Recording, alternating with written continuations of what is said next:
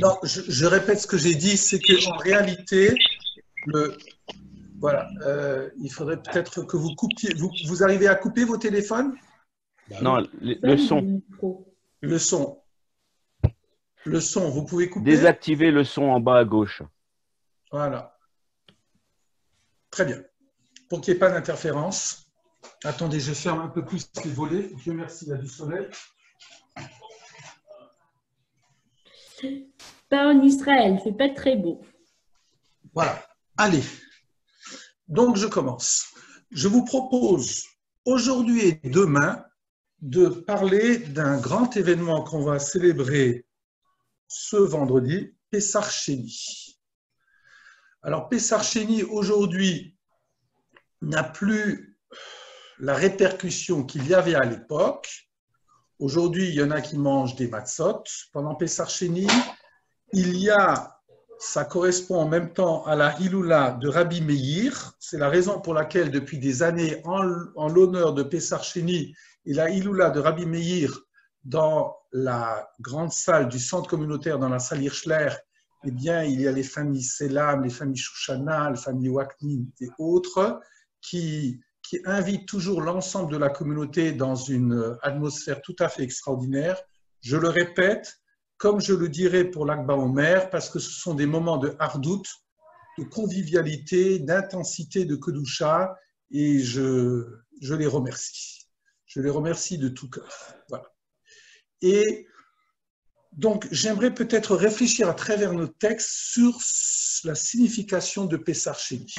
Juste que je suis à votre disposition pour ceux qui veulent avoir les textes. J'attends juste, je ne les enverrai pas avant demain après-midi parce que le cours se passera en deux parties. Alors voilà. Voilà l'intitulé. וידבר השם אל משה במדבר סיני בשנה השנית לצאתה מארץ מצרים בחודש הראשון לאמור. Hachem s'est adressé à Moshe dans le désert du Sinaï, comme si ça pouvait être ailleurs.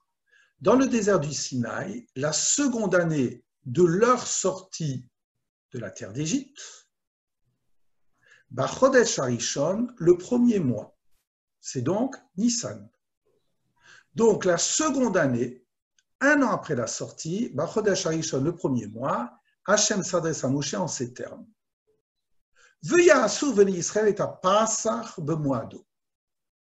Que les enfants d'Israël célèbrent Pessah en son temps. Précision. Donc le 14 de ce mois-ci, donc du mois de Nissan, Ben Arbaïm vers le soir, Ta'asu oto bemoado, vous le ferez bemoado de nouveau en son temps. Chol chukotav selon ses décrets, ou chol mishpatav et selon ses lois, ta'asu oto, vous le réaliserez. Voilà l'ordre d'Hachem.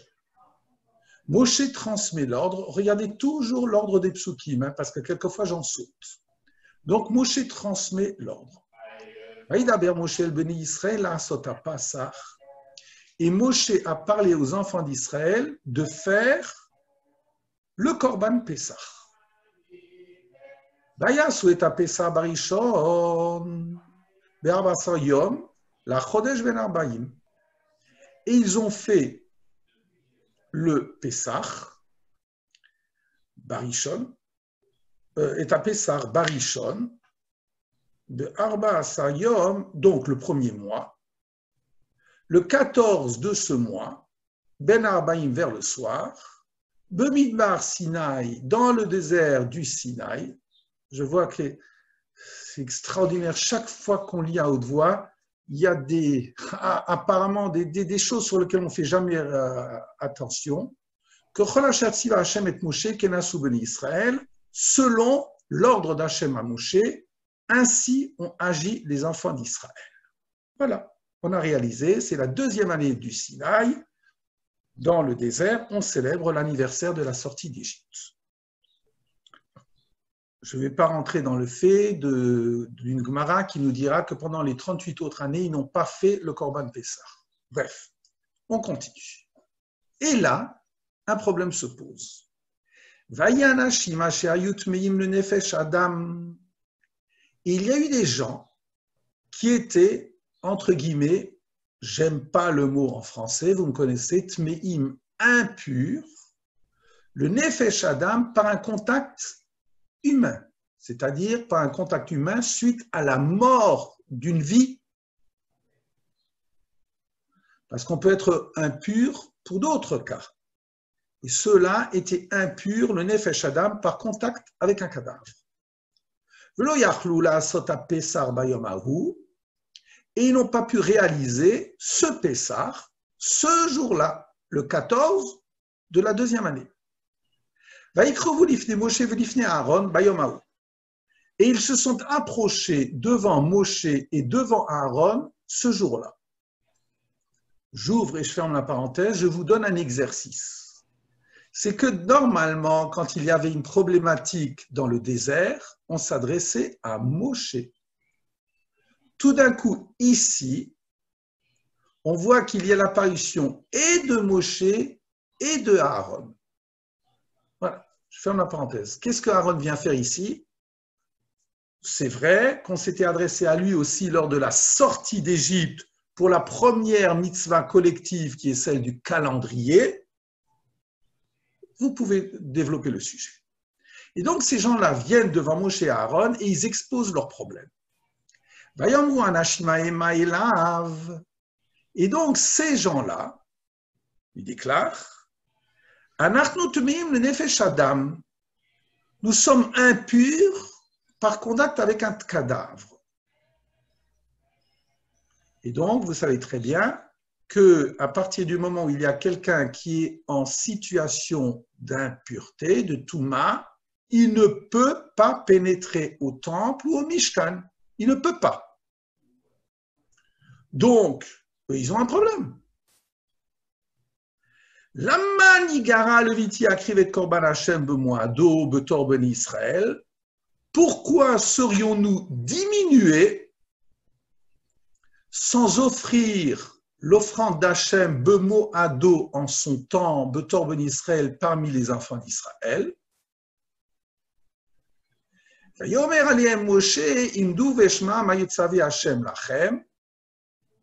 Et donc, Moshe leur déclare, Imdou, restez là, et je vais entendre ce qu'Hachem ordonne à votre égard. La Gemara, entre parenthèses, elle dira, heureux cet homme qui est capable de dire aux gens, attendez, je m'adresse à Hachem, et il va me répondre à la problématique. Extraordinaire, quelle grandeur. Voilà la réponse. Vaïdaber Hachem el Moshe les morts. Hachem s'adresse à Moshe en ces termes. Daber el Beni Israël les morts. Parle aux enfants d'Israël en ces termes. Ish, ish. Chaque personne qui est tamé la nafesh ou la nefesh, qui est impure suite à une impureté avec un cadavre, ou qui est en chemin éloigné, ou le dorotechem, ou dans vos générations, ça veut dire c'est pas seulement maintenant, mais c'est dans la suite, Vasa Pessah l'Hachem, il fera Pessah en l'honneur d'Hachem. Quand cela, Bachodesh Hasheni, non pas le mois de Nissan, puisqu'il ne peut pas le faire, mais le deuxième mois, le mois de Iyar, un mois après, Be'arbasayom ben Arbayim, le 14 du mois de Iyar vers le soir, Ya'asu Oto, ils le feront, Al-Matzot ou Merorim Yochluhu, c'est ce qu'on développe dans la Haggadah, ils le mangeront avec les Matzot et le Maror. Ils mangeront ce korban, cette offrande, accompagné des matzot et de maror. Donc, il y aura toute l'histoire avec le sandwich de Hillel. Je ne vais pas rentrer dans le détail. Est-ce que c'est al matzot sûr? Est-ce que ça doit être un sandwich, comme on le traduit? C'est-à-dire les trois éléments, ou ça doit être accompagné? Voilà. Pessah prochain, on peut le développer. Autre prescription. Le yashirum miminoat boker.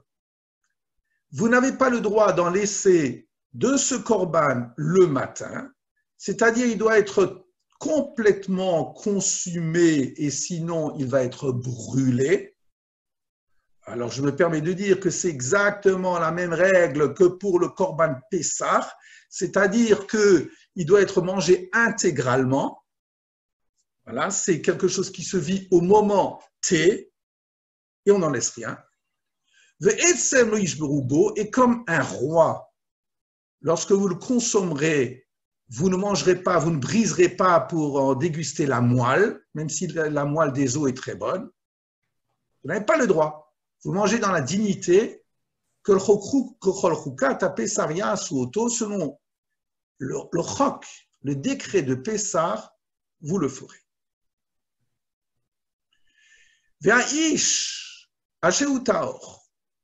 Maintenant, la situation d'un homme qui, lui, est en état de pureté, ou vederech loaya, et qui n'était pas en chemin, donc qui aurait pu le faire, v'chadala sota Pessah, mais qui n'a pas réalisé ce korban Pessah, venicheta nefeshaim et amea, cette personne sera retranchée de son peuple.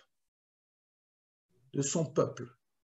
C'est-à-dire qu'en réalité, j'ouvre et je ferme la parenthèse, une des réponses classiques au rachat de la Haggadah, Kafar Beikar, il a, dans la question, dans l'affirmation du rachat, il a nié un principe fondamental.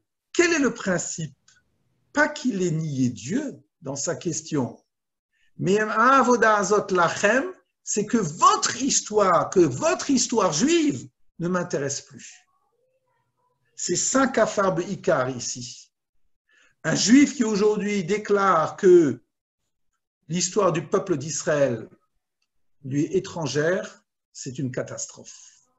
Et donc ici aussi, quelqu'un qui consciemment n'est pas dans une situation où il n'a pas d'autre possibilité, mais consciemment, il tourne la page et il dit « Pessah ne m'intéresse plus », cette personne, elle est exclue de son peuple. Qui korban Hashem lo ikriv bemoado, parce que l'offrande d'Hachem, il ne l'a pas offerte en son temps, Chetoïsa haïshaou, cet homme portera la conséquence de sa faute. Dernier point. Excusez-moi. Et merci. Et le fond d'écran, pas mal. Et lorsque résidera parmi vous un étranger, et qu'il fera Pessah en l'honneur d'Hachem, que Chukata Pessah Romishpato, selon son décret, sa loi, Kenya c'est, voilà ce qu'il doit faire, Chuka Achat, un décret, Yelachem, fait la guerre ou le Ezrach Haaretz, parce que c'est une même loi pour vous, pour l'étranger et pour le citoyen. Ça serait très intéressant de voir quelle est la différence entre l'étranger et le citoyen. Voilà.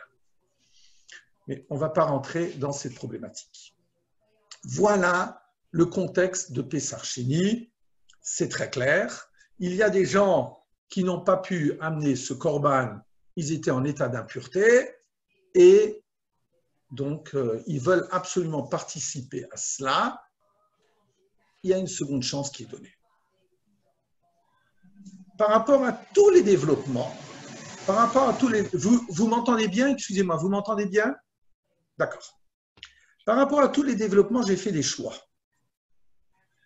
Une des questions principales, c'est pourquoi il y a une seconde chance. Quelqu'un qui a raté Kippour, eh ben, il a raté Kippour.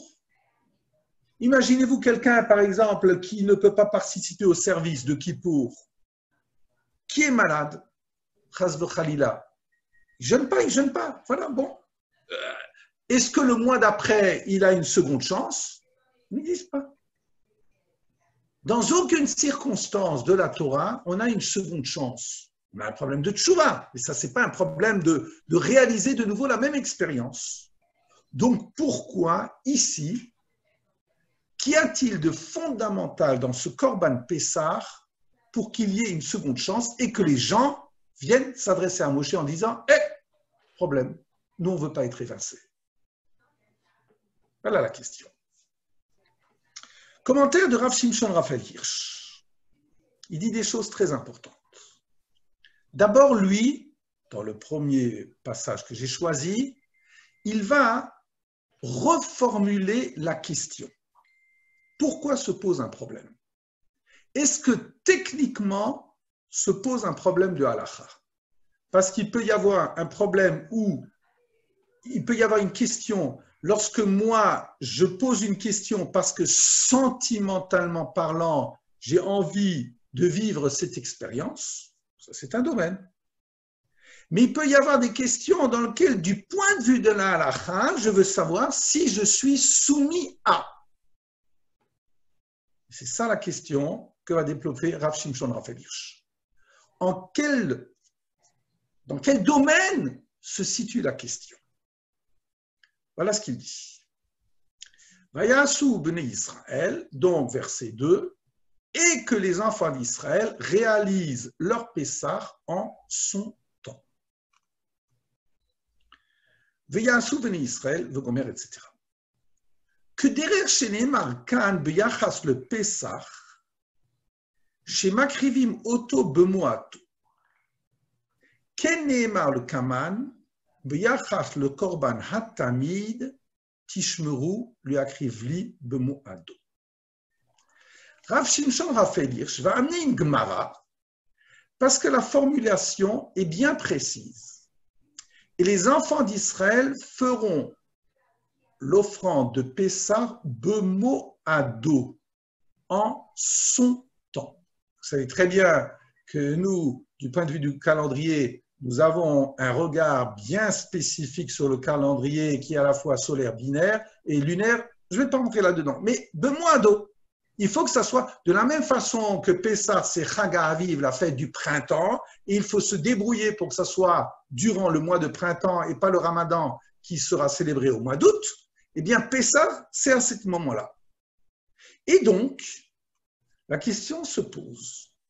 Mais Rav Shimshon Raphaël Hirsch nous dit que le mot, voilà, de la même façon qu'il y a un lien entre Pessah, chez Makrivim Oto Bemoado, où il y a une obligation de l'offrir Bemoado en son temps bien précis, Ken Neymar le Kaman, de la même façon, dans le livre de Bamidbar, Pinchas, Biachas le Korban Hatamid, en relation avec le sacrifice quotidien, j'aime pas le mot sacrifice, avec l'offrande quotidienne, il est marqué Tishmeru le Akrivli Bemoado.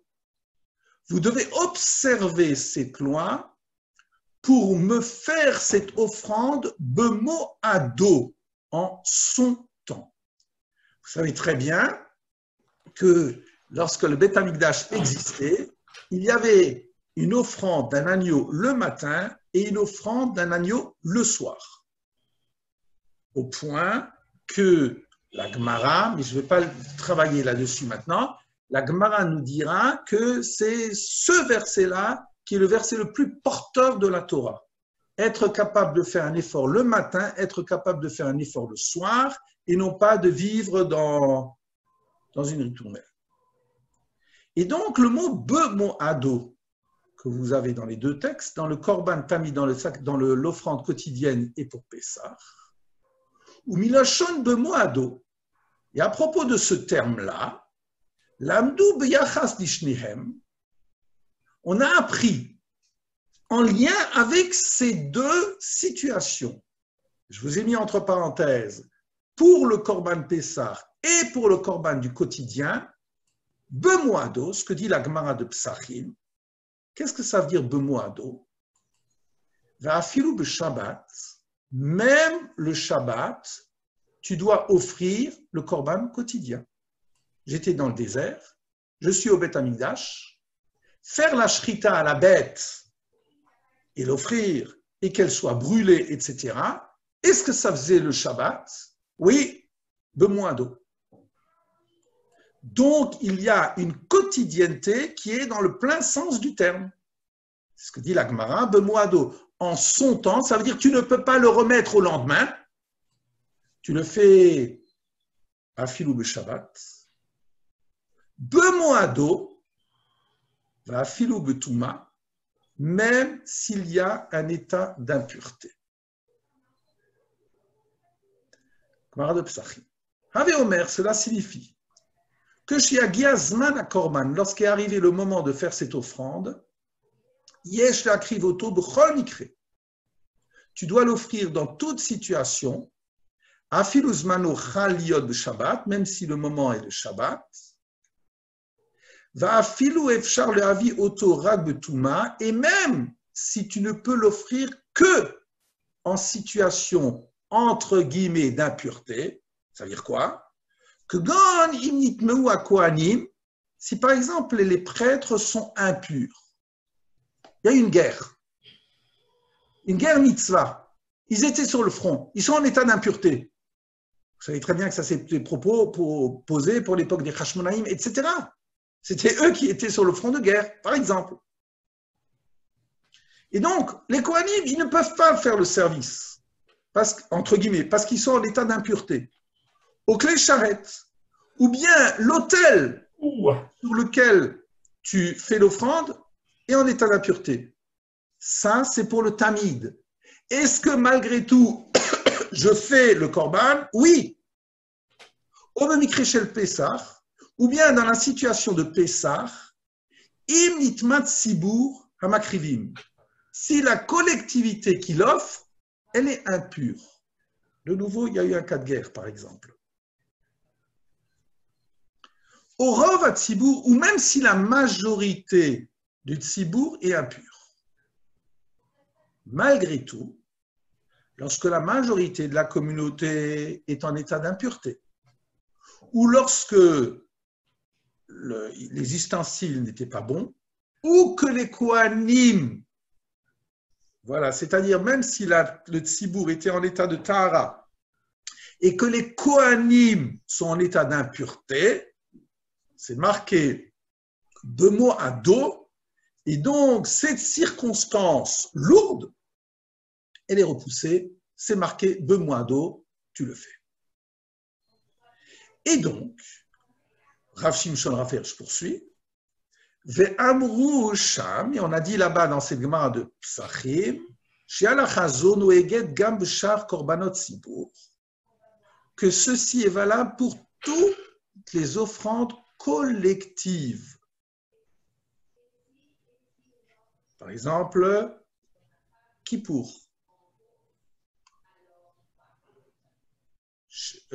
Par exemple, Kippour, imaginez-vous le cas où j'ai le temple et le seir, par exemple, enfin, où il y a des situations où il y a un état d'impureté.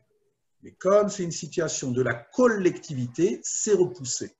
Pourquoi? Parce que dans tous ces cas, il est marqué, c'est la fin de nos fêtes,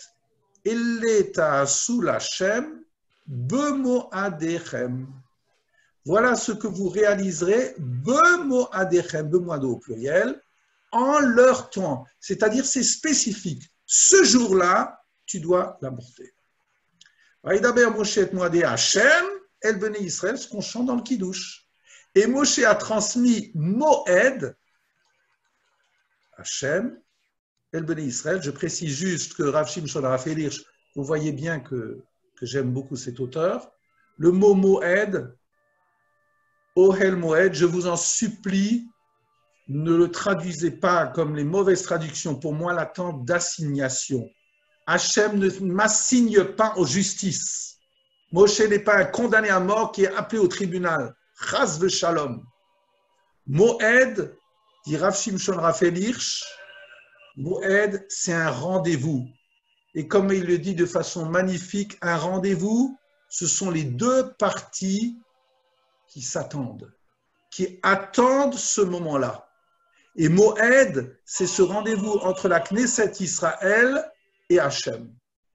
Et c'est ça que transmet. Et donc, le rendez-vous, si je rate le rendez-vous, ben, j'ai raté le rendez-vous. Et donc, Vaïdaber, Moshe et Moadé Hachem el Ben Israël, et Moshe a transmis et Moadé avec l'importance de ce moment-là aux enfants d'Israël, venim ça. Shidin bemoado neemar kan derer sikum biyachas lochal korban hayele.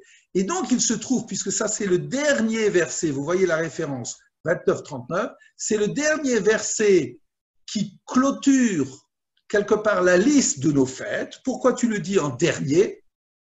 Réponse, parce que c'est quelque part la conclusion pour tous les korbanot des fêtes. Et donc, il y a un seul moment de rendez-vous pour tous. Tu ne peux pas le rater.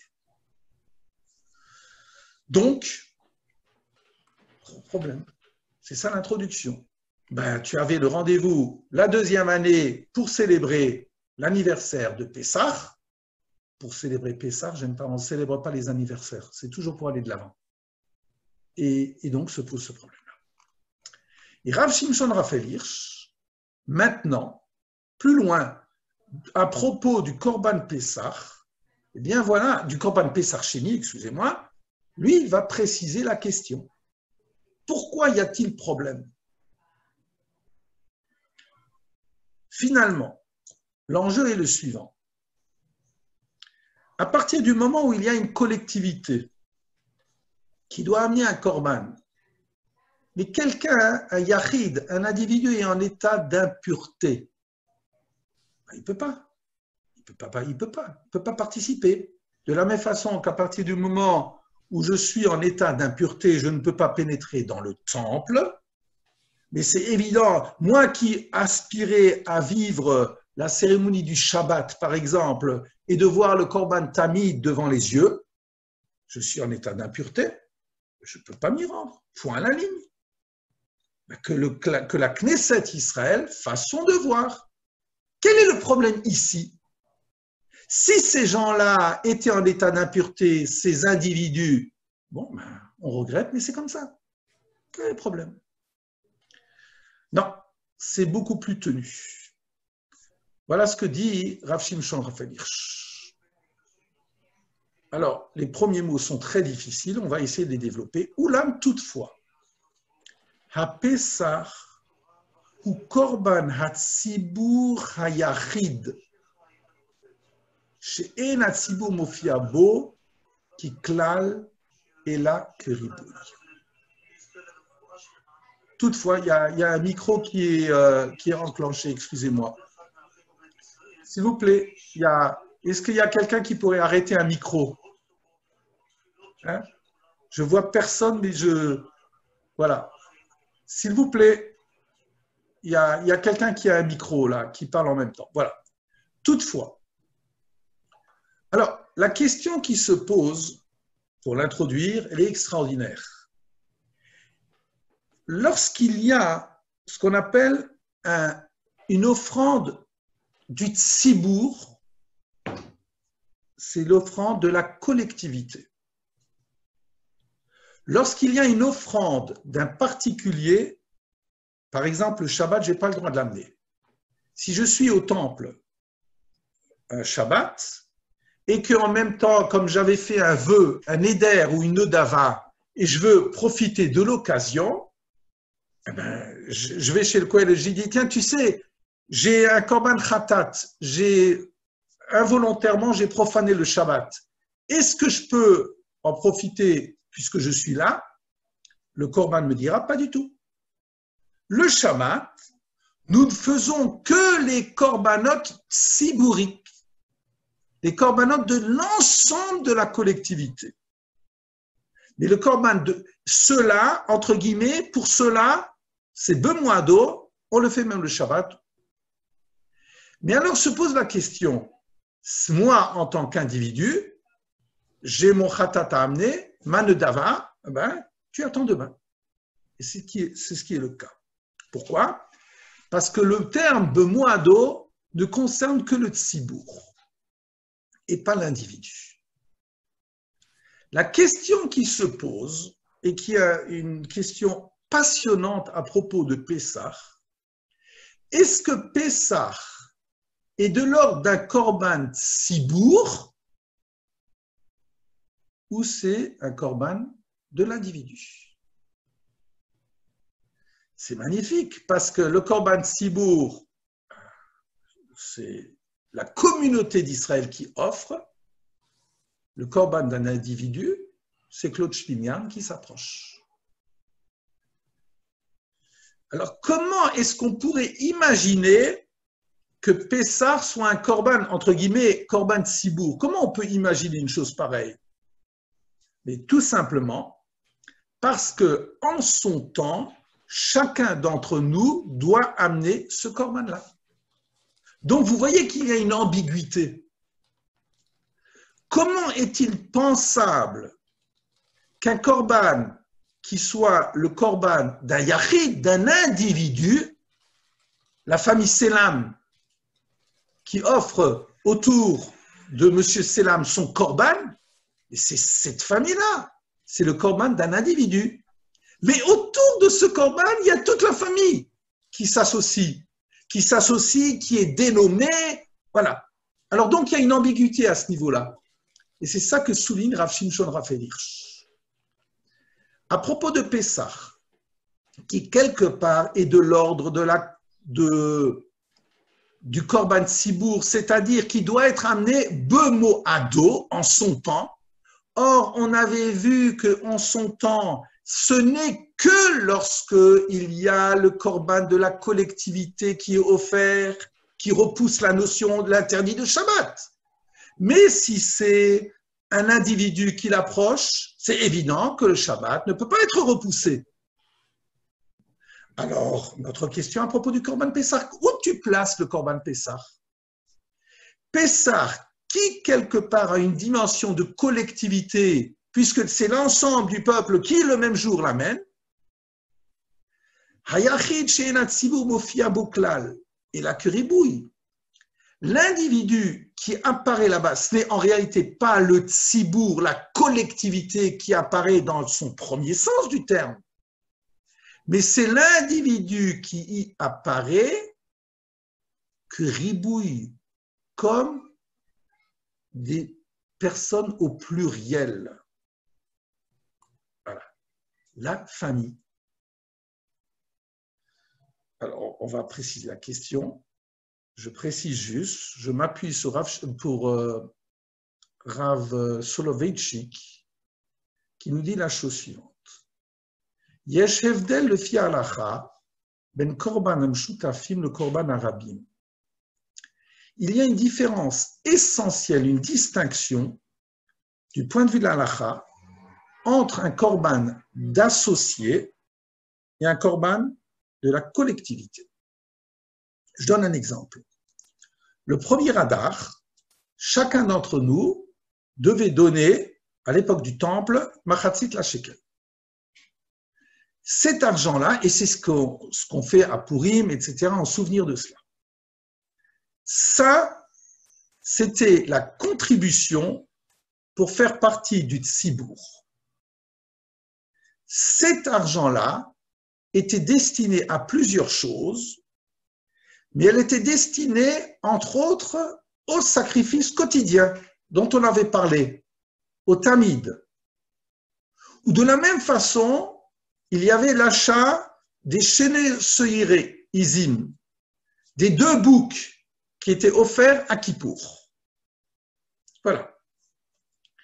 Ça, c'est, par exemple, ces 2 corbanotes, ces 2 séries de corbanotes sont acquises par l'argent du tzibour et chacun y contribue. Imaginez-vous la situation où il y a un généreux donateur qui va de l'Ishkat Agazit, il va au temple et il déclare, écoutez, on est dans une période de famine, nous on a de l'argent, eh ben, on va préserver l'argent du tzibour, on offre l'argent pour le nécessaire pour le korban hatamid pendant 3 mois, 6 mois. Généreux donateur. Réponse du point de vue de l'halakha, merci monsieur, non merci, vous vous adressez ailleurs. Pourquoi? Rav Soloveitchik nous dit, parce qu'il y a ces distinctions entre des korban hameshutafim, des korban d'associés, c'est-à-dire qu'il pourrait y avoir 5 généreux donateurs qui donnent de l'argent, 1000, 10 000 qui donnent l'argent, mais le korban hameshutafim, des korban d'associés, n'a rien à voir avec la notion fondamentale de ce qu'est le tzibour. Le tzibour, c'est je suis un demi-cycle et mon voisin est un demi-cycle. Le tzibour, c'est être au-delà des unités. Le tzibour, et c'est la raison pour laquelle on n'a pas le droit de compter les enfants d'Israël, qui est une faute très grave, c'est parce que j'aurais chas v'shalom, je pourrais m'imaginer réduire les dates d'Israël à 13 millions d'individus. Chas v'shalom. C'est pour ça que les recensements en Israël posent tellement de problèmes de halakha. Le tzibour, c'est la méta-histoire. C'est au-delà de la somme totale des individus.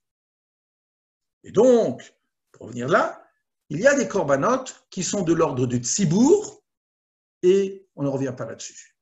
Ces corbanotes-là ont lieu le Shabbat. Il n'y a pas la notion du Shabbat qui les empêche de les amener. Au niveau de l'individu, si.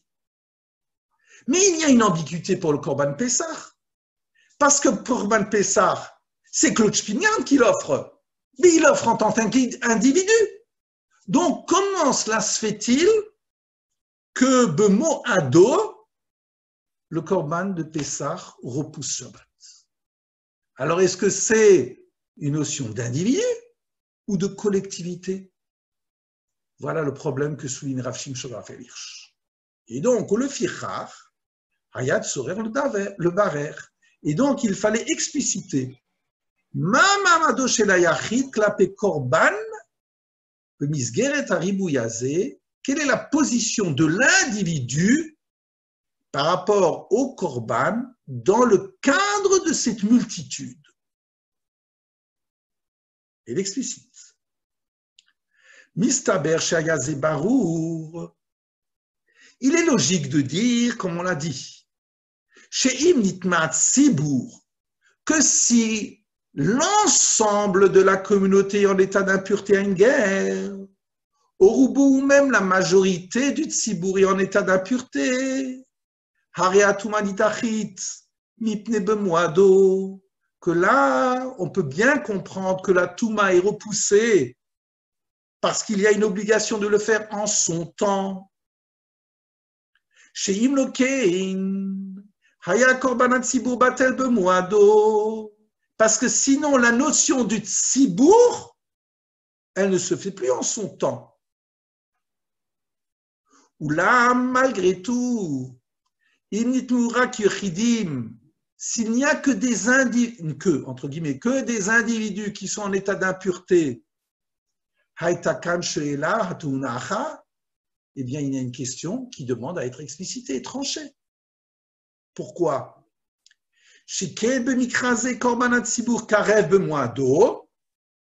Parce que là, dans cette situation, le korban tzibour de la collectivité, lui, il est amené en son temps. Mais l'individu, ben, il pouvait pas, point à la ligne. Ou le fichar efchar chez korbano didach. Et donc, on pourrait dire qu'un individu qui ne peut pas la porter, ben, il ne peut pas la porter. Parce que c'est un korban du tzibour. Donc peut-être il n'y a pas de question pour notre Pessar Sheni. Mais d'un autre côté,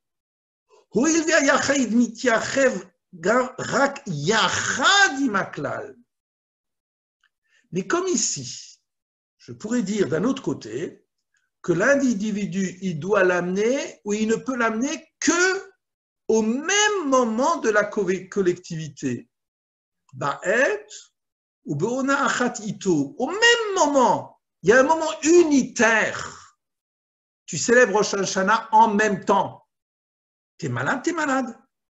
Donc, hare efshar sherovato lakriv et pesar bemoado. Eh bien, ici, on pourrait se dire qu'il y a une obligation d'amener le korban pesar bemoado en son temps. Parce que c'est une obligation du klal, de la collectivité, et je fais partie de la collectivité.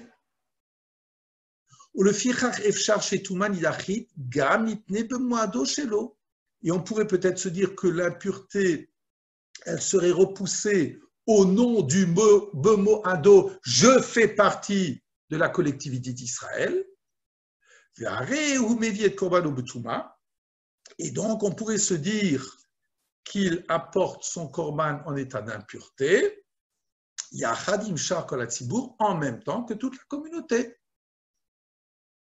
Surtout que je vous ai dit qu'il y a une ambiguïté pour savoir à quelle catégorie appartient le korban Pessah. Le korban Pessah n'est pas un korban du tzibour dans le sens le plus étroit du terme. C'est un korban d'une collectivité qui apporte chacun son animal. Et donc, c'est ça les tenants et les aboutissants.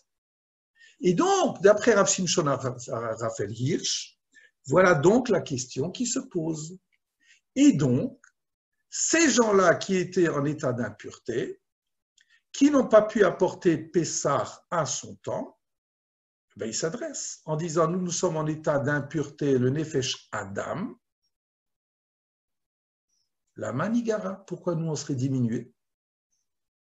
Et regardez, comme c'est bien dit, regardez les redondances. Le Vilti Hakriv et Korban Hashem, sans pouvoir approcher le Korban Hashem, Bemoado, en son temps, et je vous l'ai mis en gras, Betor Bnei Israël, au milieu des enfants d'Israël. C'est-à-dire que moi, l'impur, mais je veux être parmi les enfants d'Israël. Et Pessah se célèbre le 14 Nissan du premier mois, ben, je veux que chaque maison célèbre Pessah en même temps. Donc pourquoi est-ce que je serais diminué? Voilà la question du point de vue de l'Halakha. C'est ça, Pessah Sheni. Et donc, maintenant, on va continuer. Et voilà, il dit quelque chose de tout à fait extraordinaire. Alors, il y a, entre guillemets, une seconde chance qui est donnée, comme on l'a vu, c'est ça la réponse. Ça veut dire qu'en réalité, comme Pessah est un moment de collectivité, mais non pas un moment du tzibour en tant que tel, eh bien, c'est évident que quelqu'un qui est impur, à une échelle individuelle, il ne peut pas l'amener le premier mois. C'est ça la réponse. Mais il a une seconde chance. Et voilà le texte, tout ce qu'on avait vu. B'Arbasar Yom b'Chodesh Hazeh, le 14 du mois de Nissan, Ben Amayim vers le soir, Tasu Oto Bemoado, vous le ferez en son temps, que Chol Chokotav ou Chol Mishpatav Tasu Oto, selon ses lois, selon ses décrets, ses lois, vous le ferez. Rav Shimshon Raphaël Hirsch, qui, comme tous les commentaires, m'apprend de nouveau à lire. Il dit, tiens, c'est marqué ici, regardez comme je ne sais pas traduire, selon ces chukim, selon ces mishpatim, vous le ferez. Et il souligne que chol chukotav ou chol mishpatav, selon ces lois et ces décrets. Alors regardez, ce verset-là est dans le chapitre 9, verset 3. Dans quel contexte? 9, 3. Il s'agit du premier anniversaire, de la sortie d'Égypte, la première année, à la première occasion. Regardez. La seconde année, Bachodesh Harishon, le premier mois, il y a l'ordre divin, vous devez faire Pessah, Bemoado en son temps, donc le 14 de ce mois-là, le soir, vous devez le faire selon les règles que Chol Bichukota ou Chol Mishpata. C'est là-dessus que va travailler Rav Shimshon Afersh. Donc ça, c'est pour le Pessah de la seconde année, mais le Pessah classique. Et voilà ce qu'il dit. Que Chol Chukota ou Chol Mishpata, c'est ce qu'on a vu. Il nous dit, quand tu es attentif au texte, le Pessah Sheni, Nehemarak, que Chol Chukat HaPesach Ya'asu Oto, Velo Niskeru Sham ou Shem Mishpatav. Tiens, quand tu regardes le verset 12, c'est la loi pour le Pessah Sheni. Eh bien, on nous dit, d'abord le béni Israël est mort, Ishish, etc. Ve'asa Pessah Lachem, le second mois, Iyar, Ba'chodesh Hasheni, tu feras Pessah, Al-Matzot Omorim Yuchlu, Lo Yashiru Mimunu Ad Boker, vous ne laissez rien de la chair, Velo Yishberu Bo, vous ne briserez pas les os, que Chol Chukat HaPessah, selon les décrets de Pessah, vous agirez. Tiens, ici on ne parle que de Chukim, alors qu'en haut, il y avait Chukim et Mishpatim. Prodigieux. Et voilà ce qu'il nous dit. Le Pessah Sheni, donc, alors c'est ça ce qu'il dit. Nehemarak, dans le verset 12, c'est-à-dire le verset qui parle de la description du Pessah Sheni, il sera dit, selon les décrets de Pessah, vous le ferez. Et là-bas, dans le Pessah Sheni, on n'emploie pas le terme Mishpatav. Et qu'est-ce qu'on en tire? La Gemara, on tire des choses essentielles. Le Maseret Psachim Tzadiehe, Nidba'aru Hadvarim Sheben Pessah Rishon le Pessah Sheni. Et c'est de là, de ces différences entre ces mots, que la Gemara déduit des choses essentielles, des éléments essentiels, différentiels entre le premier Pessah, c'est-à-dire du Pessah du mois de Nissan, et le Pessah du mois de Iyar. Comment cela? Le Pessah Sheni, dans le mois de Iyar, donc la seconde chance, Noagot mitzvot shebegufo. On parle des mitzvot, dans la prescription des mitzvot qui touchent le corps même de l'animal. À savoir, Al tornu miminuna, tu n'as pas le droit de le manger à demi-cru. Ki im tseli esh, l'animal doit être grillé. Etsem no tishberubo, l'os de l'animal ne doit pas être brisé. Lo yisheru miminu ad boker, vous n'avez pas le droit d'en laisser au-delà du matin, sinon vous le brûlerez. Donc, pour Pessah Sheni, on réalise à la fois les mitzvot qui concernent le corps de l'animal, et les mitzvot qui accompagnent ce corps même, al matzot, vous l'accompagnerez des matzot et du maror. Il y a une différence. Et noagot mitzvot shelo al gufo, pour Pessah Sheni, on n'a pas à réaliser les mitzvot qui sont au-delà de son corps. Par exemple, lo yireh lecha. Est-ce que, pour Pessah Sheni, est-ce que je peux avoir du chametz à la maison? Parfaitement. La prescription ne sera pas vue chez toi du chametz, pas du tout. je peux avoir du chametz dans la chambre d'à côté. Tashbitu se'or.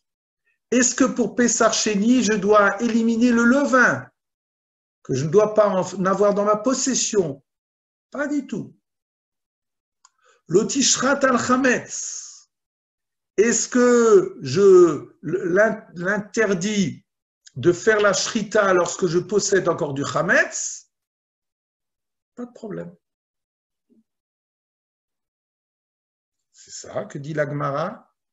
Et la Pessar Sheni, durant le mois de Pessar Sheni, enfin durant la journée de Pessar Sheni, chametz ou matzah, imro babayit, et le chametz et la matzah sont dans ta même demeure.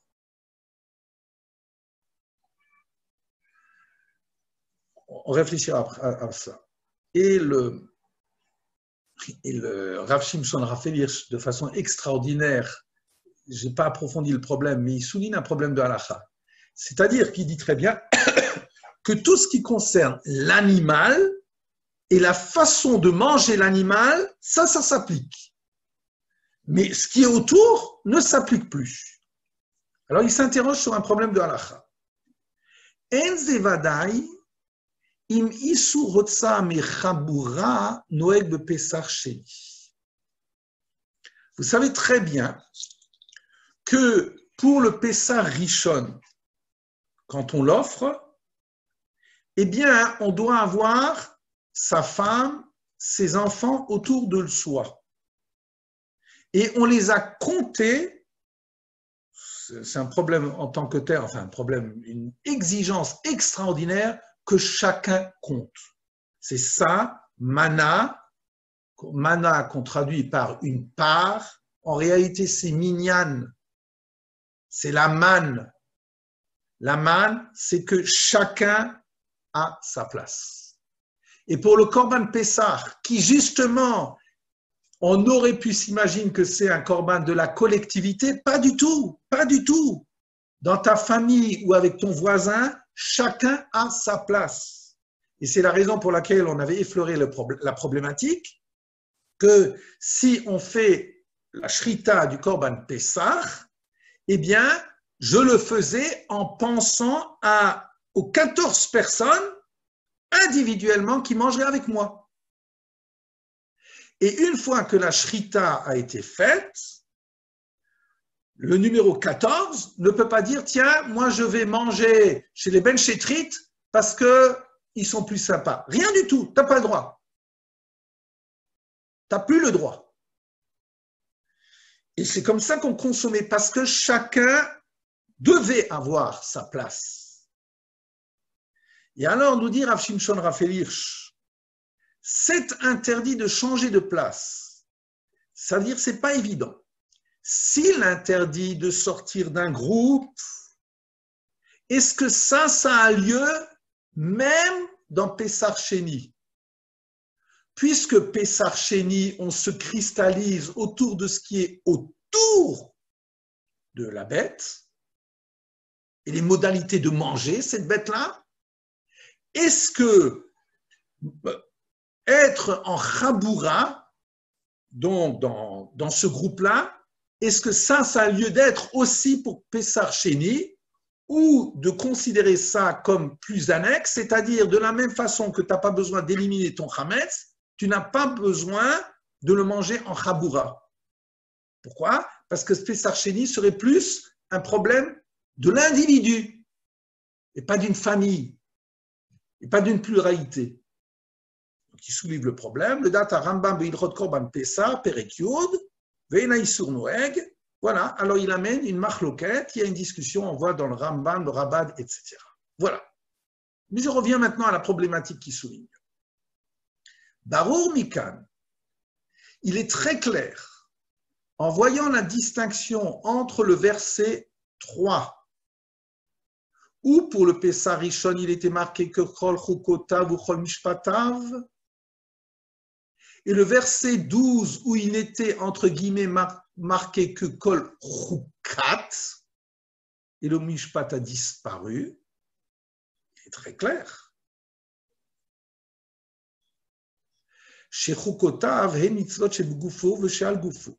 Que que le mot chukot concerne les mitzvot attribués au corps même, à la chair même du korban, et qui entoure la dégustation de cette chair. Have Omer, kol halachot hanuagot bekorban haPesach atzmo. C'est le korban lui-même. Kolel halachot hanuagot leachilato, donc qui concerne sa dégustation, le kamouvan, le seder avodato et la façon de l'offrir. Veilu mishpatav, alors que le mishpat, hem ha-mitzvot shelo al gufo, c'est au-delà du corps même. Halachot she korban pesar mashpia bahen al inyanim shemuchutz lo, ce sont les règles que le korban pesar influence sur des sujets qui sont au-delà du corps même de l'animal, que gon par exemple, isur chametz, le shat shrita pesar, l'interdit du chametz au moment de pesar. Le chukotav ha-pesar hu moussa. Dans le mot chukot, pesar, c'est le complément d'objet, celui qui subit quelquefois, le mishpatav, alors que dans le mishpat ou siba poelet, c'est le motif qui provoque d'autres conséquences. Or, dans le korban, dans le premier mois, il y a mishpat. Parce que tu amènes le korban Pessah, ça signifie par là que tu dois éliminer le chametz de toute ta demeure. Ce qui n'est pas le cas dans Chukim. Voilà, c'est ce qu'il dit. Voilà, j'aimerais assez rapidement vous amener, et j'en traiterai demain, mais j'aimerais vous amener un regard d'un rav israélien qui parle chaque jour, depuis 20 ans, j'essaye de le suivre, semaine après semaine. C'est une traduction, c'est une sikha qui existe en anglais. Et donc, je la traduis. S'il y a des fautes ou de frappe ou surtout de traduction, vous ne m'en voulez pas, mais je voulais vous montrer une très belle réflexion sur le fait pourquoi se pose ce problème-là. Et voilà ce Rav David Zilverberg, ce qu'il nous dit. La Torah nous enseigne que les Bnei Israël ont apporté un korban Pessah à la première occurrence d'un 14 Nissan dans le désert. Ils firent le korban Pessah durant le premier mois, le 14e jour du mois, l'après-midi dans le désert du Sinaï, selon tout ce qu'Hachem avait ordonné aux Bnei Israël, ainsi les Bnei Israël le firent. La Torah précise ensuite. Il y a des gens qui étaient impurs par un corps d'homme mort. Ils ne pouvaient faire le korban Pessah ce jour-là. Ils s'approchèrent devant Moshe et Aaron ce jour-là. Ces hommes lui dirent, nous sommes impurs par un contact d'homme mort. Pourquoi serions-nous diminués en n'apportant pas le sacrifice d'Hachem dans son temps fixé parmi les enfants d'Israël? Moshe leur dit, restez debout et j'écouterai ce qu'Hachem ordonne à votre sujet. Hachem parle à Moshe en disant, parle aux enfants d'Israël en disant, tout homme s'il devient impur par un contact mort, ou s'il est dans un chemin lointain, que ce soit pour vous, pour vos générations, il fera le korban Pessah pour Hachem. Le second mois, au 14e jour le soir, ils le feront avec des matzot et des herbes amères, ils le mangeront. Il n'en laissera pas jusqu'au matin, ils ne casseront pas d'eau en lui, selon tout le décret de Pessah, ils le feront. Point. Cet extrait de l'Écriture est mystérieux à plusieurs titres. Premièrement, la touma des hommes concernés semble légitime. Ils se sont rendus impurs au contact d'un mort. Dès lors, ils sont exemptés de la mitzvah du korban Pessah pour raison de force majeure. Quel est le sens de leur demande? Pour quelle raison souhaitent-ils disposer de la possibilité de réaliser coûte que coûte la mitzvah du korban Pessah?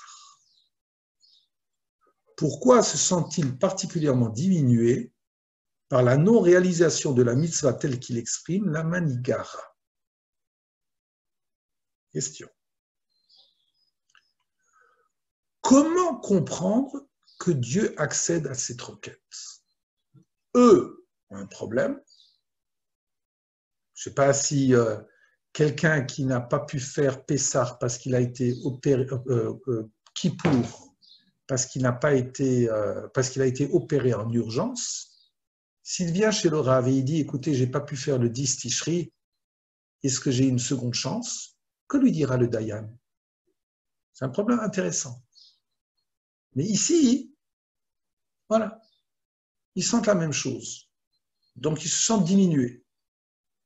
Et deuxième question, comment comprendre que Dieu accède à cette requête? Tu te sens diminué, mais pourquoi le Saint béni soit-il y répond positivement? Alors, on peut imaginer que des individus étaient également impurs du fait du contact avec une impureté lors de l'apport du tout premier Korban Pessah en Égypte. Tiens, mais dis-moi, est-ce que ce n'était qu'eux qui étaient en état d'impureté? Le premier Korban Pessah en Égypte, donc lors de la sortie, au moment où il fallait sortir, si quelqu'un là-bas, à Khalila, il a perdu son père, sa mère, son frère, sa sœur, il est en état d'être onen, il est avel, il est en état d'impureté.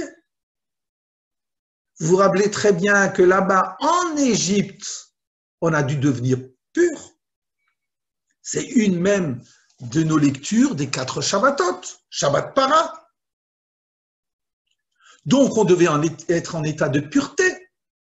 Et celui qui n'était pas en état d'impureté, qui était, en état d'impureté parce qu'il a eu un contact avec un mort, on n'a vu nulle part quelqu'un qui s'est adressé à Hachem, à Moshe, en Égypte. Et donc, pour autant, la Torah ne mentionne pas de demande particulière de dérogation exprimée par le groupe d'individus concernés.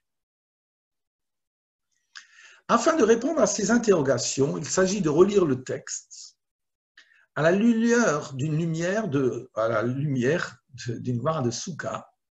Il y eut des gens qui étaient impurs par un corps d'homme mort. La Gemara pose la question, ces gens c'était qui? 2 avis. Les porteurs du cercueil de Yosef, d'après Rabbi Yossé Haglili. Vous savez très bien qu'en réalité, quand on a traversé le désert, eh bien, il y a eu 12 cercueils. Le cercueil des responsables des tribus, Reuven, Shimon, Lévi, et c'est marqué explicitement à propos du cercueil de Yosef. Et donc, à propos du cercueil de Yosef, ce sont ceux qui sont occupés de son Aaron qui sont venus chez Moshe. Et donc, cela, l'avis de Rabbi Yossé Haglili, les personnes impures n'étaient autres que les porteurs du cercueil de Yosef. Ceux-ci étaient occupés par une mitzvah très importante, à savoir respecter la volonté de Yosef, qui avait demandé Hashbia, Ishbia etrem, ve'alitem et atlotsai mizemitrem, que ces ossements soient transportés en Eretz Israël. Vous vous rappelez de cela, c'est la fin de Bereshit. Et donc, ces gens-là étaient en charge d'une grande action. Dès lors, ils étaient exempts de la mitzvah du Korban Pessah. Or, nous connaissons le principe selon lequel, Aosek be mitzvah patur mina mitzvah. Quelqu'un qui est pris par une mitzvah est exempt d'une autre mitzvah. Le contexte de Souka là-bas, c'est quelqu'un qui va faire Pidyon Shvuyin, qui va racheter des prisonniers. Ah, mais si je vais racheter des prisonniers, je ne peux pas réaliser pendant Chol HaMoed la mitzvah de Souka. Très bien. Aosek mina mitzvah, patur mina mitzvah. Tu es occupé à faire une mitzvah, tu ne peux pas être court-circuité par une autre mitzvah. Donc, ces gens-là, d'après Rabbi Yossé Haglili, eh bien, ils étaient occupés. Ils s'occupaient du Aaron de Yosef. Dès lors, il est difficile de comprendre l'insistance de ces hommes qui semblent dénués de fondements halachiques, alors même que ces individus en question étaient vraisemblablement des sages. Et on va répondre à cette question. Dans la paracha de Yitro, qu'on va bientôt relire, la Torah nous dit Vayichan Sham Yisrael Negeda Ar, singulier. Au moment du matin de Torah, Israël campa là-bas face à la montagne.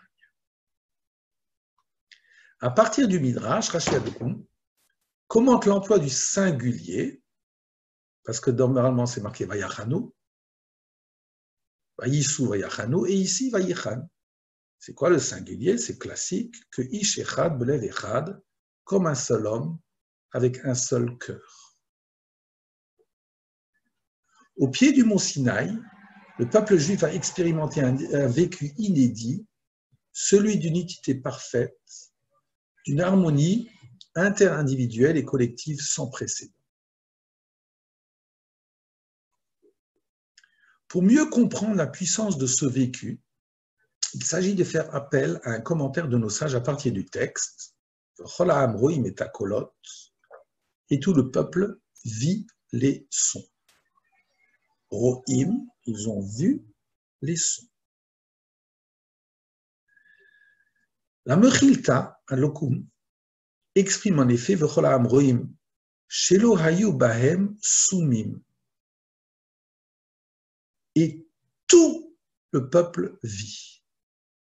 C'est qu'il n'y avait pas d'aveugles parmi eux. La Mechilta mène ce commentaire à son terme en indiquant qu'il n'y avait pas non plus de sourds ni de muets, puisqu'on a tous dit Naaseh v'nishma. Et j'ai entendu Hachem. Et donc, que la prévalence de toute infirmité physique était nulle. Il n'y avait plus d'infirmité physique. Ce midrash relate donc un miracle.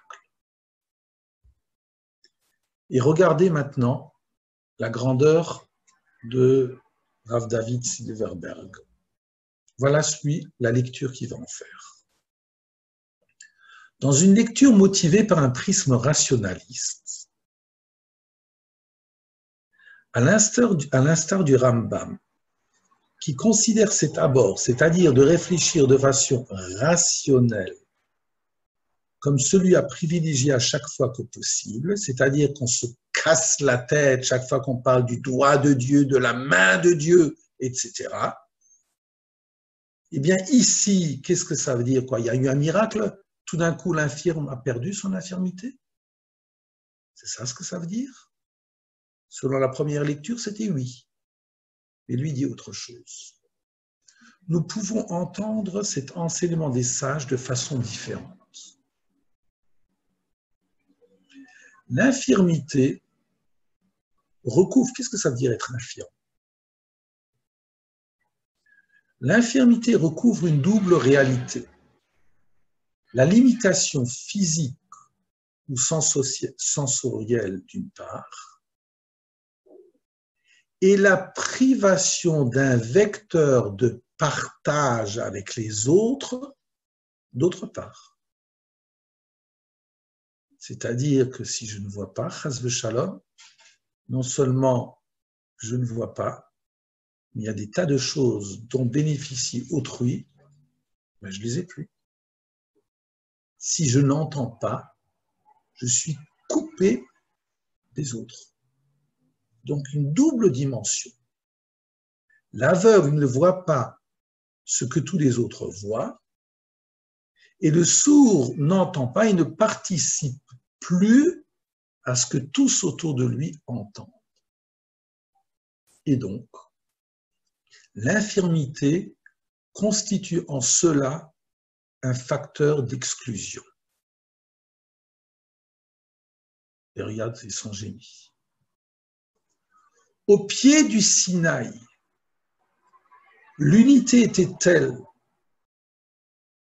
que chacun se sentait totalement solidaire de l'autre, pas de soi, de l'autre, et sensible à l'altération de ses capacités cognitives.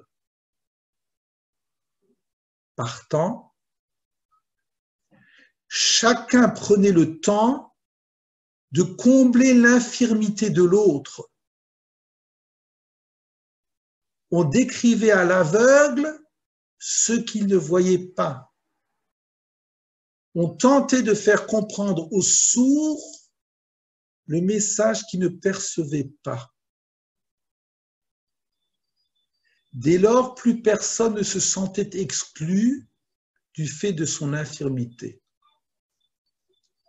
C'est ce que signifie le Midrash lorsqu'il affirme qu'il n'y avait plus d'aveugles ni de sourds. Un père, une mère dans une famille, lorsqu'ils ont un vécu particulier, lorsqu'ils ont des valeurs, ils font tout pour trouver les mots, une attitude, pour que ce message-là soit véhiculé à leurs enfants. C'est exactement cela ce qui s'est passé au Mont Sinaï. C'était un moment tellement intense que quelque part, je voulais que mon voisin sache cette grandeur d'un Dieu qui parle à un homme, d'un Shabbat, d'un Kibbout Avim, parce que je sais que c'est tellement essentiel, c'est pas de la propagande, rien du tout. Mais c'est quelque chose de tellement vital pour mon existence que je veux absolument qu'autrui partage ce même vécu, tellement ce sont des moments d'intensité. Et c'est cela qu'il dit.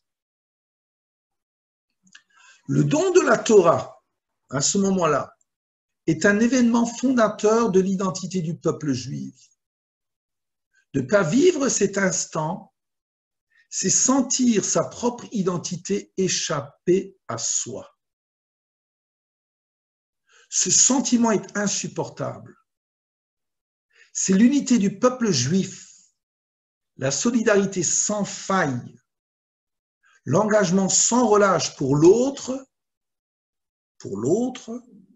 qui a permis à chacun de vivre son inclusion totale au sein du peuple, de ressentir son appartenance de façon indubitable. Je veux qu'autrui fasse partie de cette histoire. En Égypte, c'est bientôt terminé. En Égypte, tout le monde vivait l'histoire collective de la libération.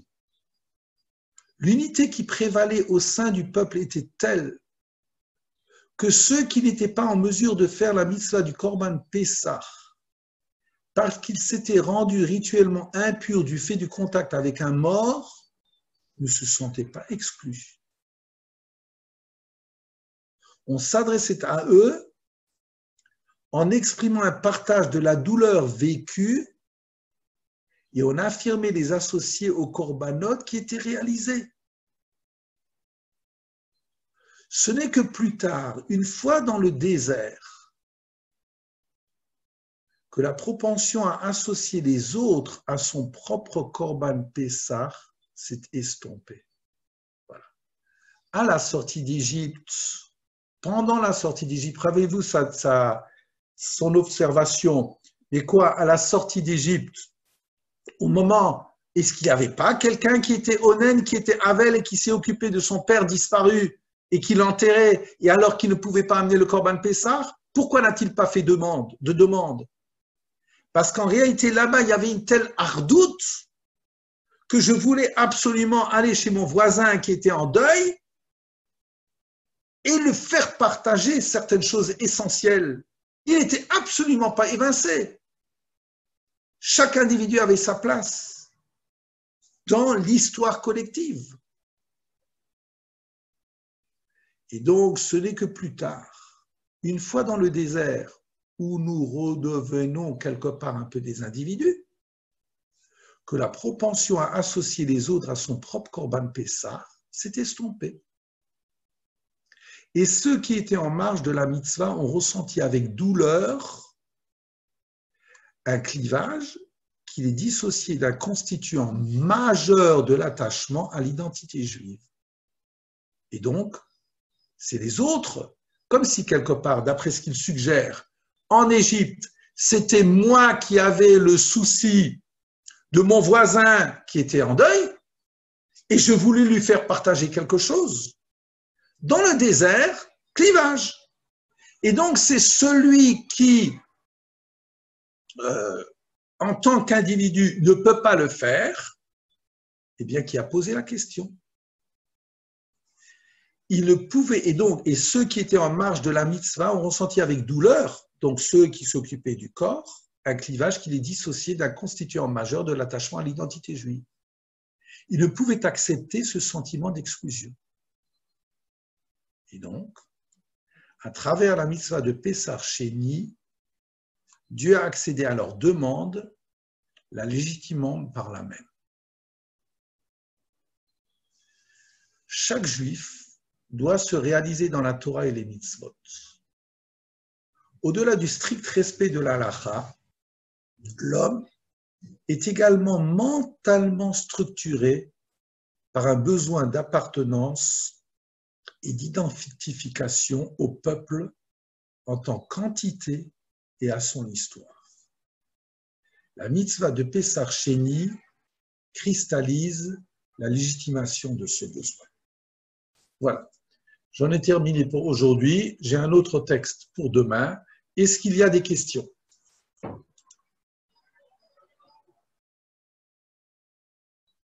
Ou vous êtes tous KO? Qui a écrit ce texte en français? Pardon? Qui a écrit ce texte en français là-dessus? Rav David Zilberberg. Ouais. C'est un Rav du Gouche. Ça fait 20 ou 30 ans que je le suis. Voilà. J'en ai parlé, je vous dirais franchement que Nicole, j'en ai parlé avec, je l'ai fait découvrir à Claude Bénichou, et souvent dans le Dvar Torah qu'il donne, qu'il a la patience de nous donner, qu'il travaille, eh bien, quand il parle de Rav Zilberberg, c'est ce Rav-là qui m'inspire toujours. Il y a des regards, et il est fécond, et il ouvre des horizons tellement extraordinaires, voilà, qu'on est fiers de textes pareils. Oui. Lors du Korban Sheni. Oui. Pardon? Oui, Laurence. Oui, lors du Korban Sheni, c'est toute la famille qui devait le faire ou c'est seulement l'individu? Toute la famille de cet individu ou que l'individu? L'individu. Imagine la situation où un individu, Korban Pessah Rishon, est en état d'impureté. D'accord? Par exemple, il a perdu un être cher. Sa femme et ses enfants, ils font quoi? Justement, c'était ma question. Voilà. Hein? Très bien. Voilà. Il y a d'autres questions? Oui, Claude. Oui. Oui. Je me demandais où est-ce qu'on voit qu'il fallait que, à l'époque de la sortie d'Égypte, quand ils ont fait le Corban, qu'il soit Tahor. D'où on le voit.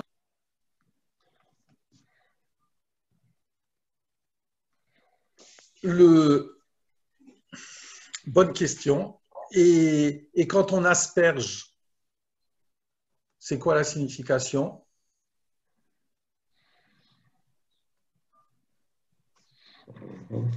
Il faut approfondir. Arnaud, je vais essayer de vérifier cela. Hein? J'affirme rien, je me posais la question, j'arrive. Bah, écoute, alors tu as du boulot encore aujourd'hui. Hein? Absolument, je vais essayer. Voilà. Bon, écoute, on travaille. Merci pour la question. Pour moi, c'était évident, mais voilà. Parce qu'en réalité, aspergé par le sang là, c'était aspergé par deux sangs. Le sang du Korban Pessah, le sang de la Brit Mila. Bedamayi chayi, bedamayi chayi. Puisqu'on a fait la Brit Mila. D'accord? Voilà. Alors, donc, il y avait la notion comme c'est une conversion. D'accord? Il y a une tvila quelque part. Alors, tu me diras, mais où il y avait une tvila? Il y avait la tvila à travers le sang de la Brit Mila, à travers l'aspersion. Voilà. Bon, mais on approfondira la question. Pour la Toumatmet, il faut paradouma. Oui. Alors, ils avaient une paradouma avec eux. Comment ça s'est passé? Tu parles en Eretz, en Égypte? Non, la première année. Là, enfin, Quand a eu lieu la première paradouma? Tu regarderas, Michel, tu regarderas un Rashi très surprenant à Mara, dans Beshalach, oui, donc à la fin de Beshalach, Sham Samlo Chok ou Mishpat Vesham Nisaou, que lorsque les enfants d'Israël ont soif, alors Dieu les abreuve de chok ou mishpat, de nouveau le même terme, de décret et de loi. Et Rashi fait une liste où il y a même des discussions, mais un des décrets des chukim, c'est para aduma. Comme si quelque part ils ont eu tout de suite le concept de la para aduma. Avant le matin Torah. Avant le matin Torah. Voilà. Est-ce qu'il y a encore des questions? Voilà. Alors pour ceux qui le veulent, avec plaisir, demain j'achève une réflexion donc sur Pessah Sheni et merci de votre patience. Merci.